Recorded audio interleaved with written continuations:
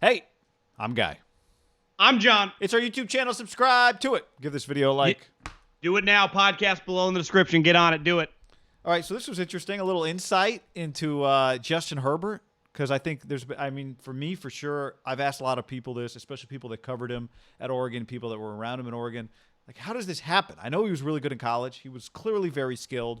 But how does he go from, he's trying to get him to take the next step, to bam, immediately blowing up on the scene in the NFL? And there was a great article in The Athletic by one of the guys that covers the Chargers, the guy that covers the Chargers for The Athletic, named Daniel Popper. And he talked to a couple guys that train Herbert, like his personal quarterback coaches, John Beck. You remember John Beck, right? Yeah, BYU second-round pick. Actually, just had to Google him. I was like, damn. Who drafted? I think the Redskins. They were the Redskins then, the Washington football team. That's right. Yeah. So check out this great quote from the story. The Dolphins. Oh, Dolphins. Okay, but he played for the football team, didn't he? Played for the football team. Yep. After a particularly impressive throw, Beck and this is Dado, the name in the story is the head of the quarterback company. We'd say, Justin, I'll tell you right now, there's only 5 guys in the league that can make that throw. Justin would respond, really? Beck says he did not know that, and the one thing that I believe you need to know that about yourself is that you can do that. Aaron Rodgers knows it. Patrick Mahomes knows it. Josh Allen knows it. Matt Stafford, he knows that. Those guys know that, and that's an edge that it gives them, right? And we've all witnessed it this year. Some of the throws that Justin's made, not everybody can make those throws. I think that's a fantastic insight into why Justin Herbert, a lot, it's not like occasionally makes these throws, seems so much more confident making the throws that make him special. I think like any super talented individual, especially when you're young, most people, like even Tiger Woods, for example, I haven't watched the documentary yet, but I mean, we've all followed his life. He had someone constantly telling him how great he was. Like Tiger knew he was great. Yeah, his dad told him since like the moment he was 1.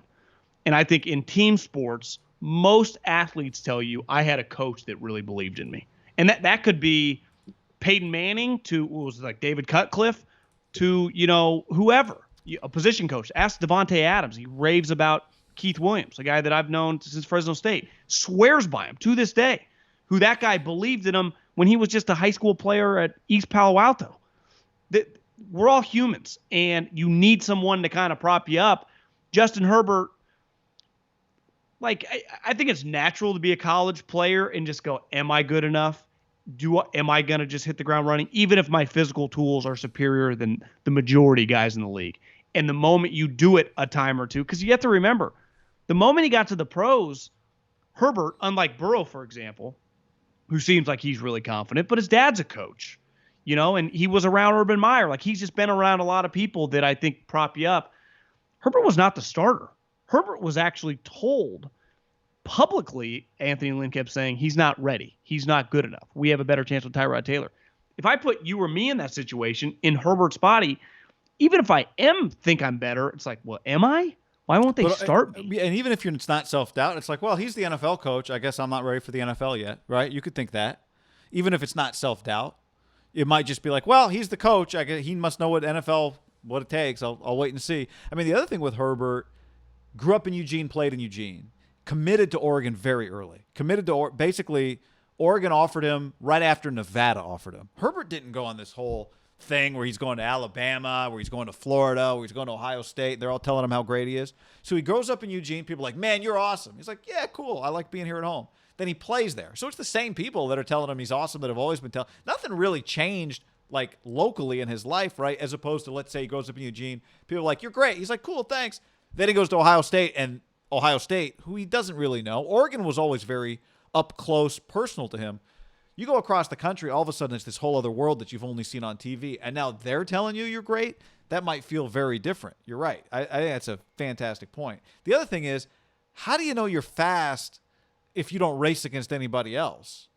You just run as fast as you run. Then you race somebody and you beat them. You're like, I'm faster than that person. Then you race 100 people. You beat them all. You're like, I'm faster than 100 people. Then you race 1,000 people. You win. You're like, shit, I'm really fast. Well, Herbert, I don't think Herbert did a lot of like the QB camps where here's all the other 5-star guys and I'm beating them in Elite 11 stuff. So where were his comparisons? Who was he comparing himself to? Other than I've just always thrown like this. This is how I throw.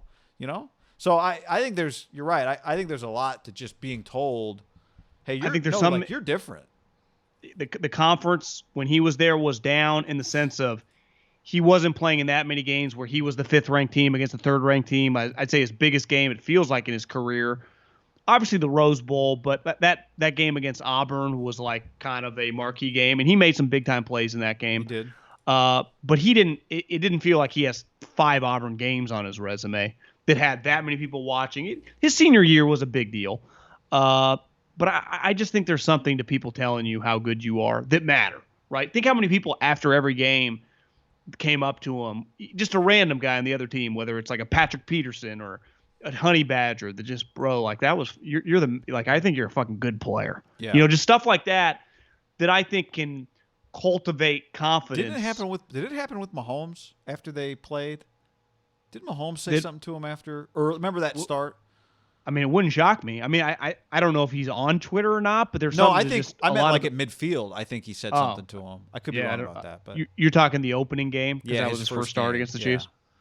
Wouldn't surprise me at all because remember that game it was like, damn, they got something here, and they ended up losing. It's more than just like you need a coach to believe in you. I think there's something really powerful when you become a good player when your peers say it as well.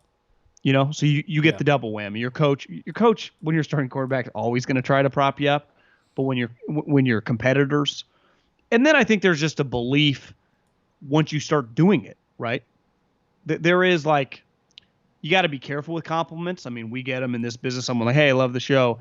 And you try not to make too much of it, but you also value like, you know, this guy likes what we're doing, right? If Richard Sherman's like, damn, this guy's really fucking good. Like it's like, you know, you don't want to read too much into it, but it's like, hey, Richard Sherman just said he thinks I'm a good player. Like you start adding some of these up. I remember when we saw it with Derek early on in his career and just some guys like, this guy's really talented. That's right. And there is James something Jones to be that. said something really early after a Raiders practice, I think. And don't you think in the NFL where it's like there's a level of like everyone's pretty good, but like there's a differentiating kind of mark for compliments of just like, yeah, he's good. You know, the going into a week talking about a guy and like, yeah, this guy's the real deal, man. That, and there's also when you play a national TV game and everyone's watching you and tweeting about you. Herbert had so many moments that they weren't necessarily national TV games, but he had so many throws that ended up on social media, and you know now everyone's reacting to those throws, like not just you and me, but like the Richard Shermans of the did actually Sherman was inactive right when he was complimenting Herbert, so I think that's, and then the other thing is like here's Keenan Allen. Keenan Allen's like, yeah, bro, great throw, like keep it up, right? Your teammates who you've grew up watching, whatever. So there's something to be said, I think, for all that stuff. And then I think it's probably something to be said for you're playing an NFL game and the throws that you're making all work, and they work, and then they work again, and then they work again, and they keep working. I don't know. He's going to have a lot of pressure on him next year, though. You know, I think people coming in, part of being a great player is doing it over and over. And the amount of touchdowns he threw, he's going to have a new coach. You know, the word regression gets thrown out fast if like all of a sudden he's not looking as good or it's going like there is now tangible pressure on him to just maintain this level of play. Right. And when I say maintain, like you almost got to get better to maintain because you never stay the same because other people improve on the other side to learn how to play you. So you have to improve, which he naturally should do. But there is a big spotlight on this guy. I think there's a bigger spotlight next year on Justin Herbert because we view the team as good than like Joe Burrow, for example, who's coming off an injury. His team sucks. He's just going to be like, you know, the bar's pretty low. I'd say of all the young players, like Herbert and Lawrence are going to just be really, really polarizing next year. Because Herbert, the pressure coming in and then the hype on Lawrence. Well, nothing to me, happens, those guys are. Nothing and depending happens faster on than a situation, like is he good or bad? Nothing happens faster than, do we think you're a star quarterback? Are you a star quarterback? We just made you a star quarterback. That's the fastest thing, I think, in sports, probably. You know? Probably used to be that way with like aces in baseball. But now it's just that. Just, are you a star quarterback? We think you might be a star quarterback. The NBA does a lot with stars, you know, and most aren't. Yeah. And really, most aren't in football, right? Right. No, most Because are not. part of That's being what a star makes it- quarterback is like, can you do it 5 straight years? Part of being a star is that there aren't many of you. That's the point of the star thing. Yeah. Now, how long until Howie Roseman and the Eagles interviewed John Beck for the head coaching position? Like, all these People guys are making have fun of private- Kellen Moore guy. I think Kellen Moore is going to be a head coach one day. Well, he will. I'm just laughing at the idea of like, all these guys have private quarterback coaches, and yet the offensive coordinators are the ones that always get all the credit. When's a private quarterback coach going to get hired by a team as an OC? That's what I'm waiting for. Yeah, I mean, it's probably in that, but there's a big difference between being a private quarterback coach and running an offense. Yeah, I mean, you're a right? play caller. I'm just saying, like, I always laugh at, like, even baseball players. Like, oh, the pitching coach does fantastic work. And then it's like, man, how are you better? He's like, work with my private pitching coach the whole offseason. Like, that's what guys always say. They always But I don't think private coaches all the credit. I don't think the difference is, for example, like in basketball, I think a lot of private coaches eventually want to get on staff. When you see private coaches in football that are like former quarterbacks, they know what goes into coaching staffs. Oh, and they a got lot a of them good thing probably going. don't. Yeah. Yeah, they don't. Would you rather make $200,000 and pick your time, or make $500,000 but have the pressure and get fired? You know, Yeah. and I'll have just to keep- deal with the offensive line, the wide receivers. My guess is it ain't gonna happen. Also, parents of 15-year-old quarterback prospects probably open their checkbook a lot faster than owners do. I bet there are some private quarterback coaches that go, I don't think anyone realizes how good my gig is. You just walk up to a park and be like, I gotta tell you, man, I think your kid's got something. Be happy to work with him. Boy, I'd go right to the rich areas and do that. Well, I mean, there's a reason. Quarterbacking gets expensive, John.